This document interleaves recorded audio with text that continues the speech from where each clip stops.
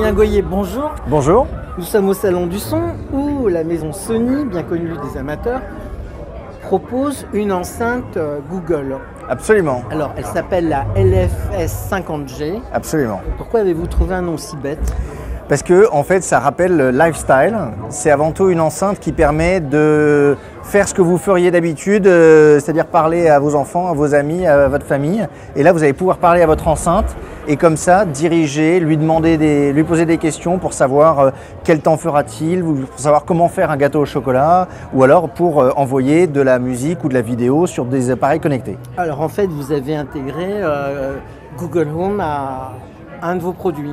Absolument, on a intégré la plateforme Google Home, sachant qu'on a apporté d'autres caractéristiques. Lesquelles ?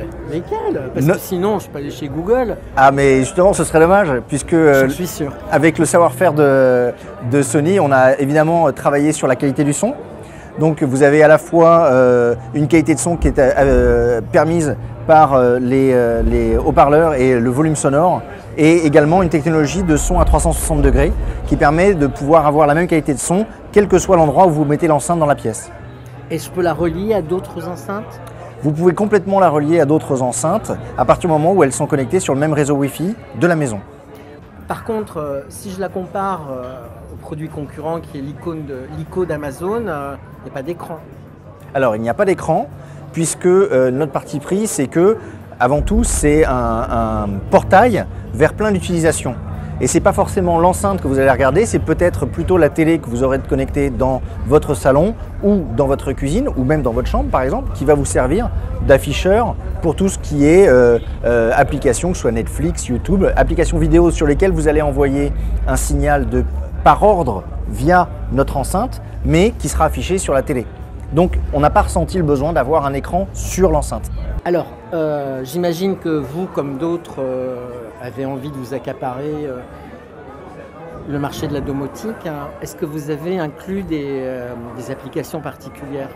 Alors en fait, on a plus travaillé sur l'utilisation de l'enceinte, c'est-à-dire que vous pouvez non seulement lui parler bien sûr, mais ça c'est la base Google, mais en plus on a intégré un système de contrôle par le geste.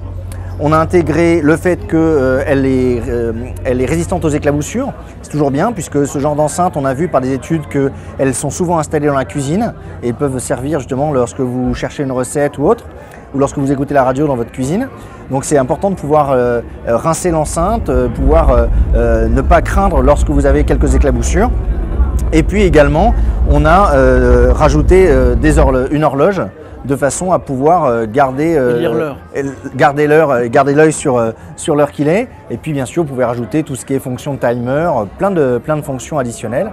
Et donc on a travaillé plutôt sur l'utilisation de l'enceinte comme un objet connecté, mais qui produit du bon son.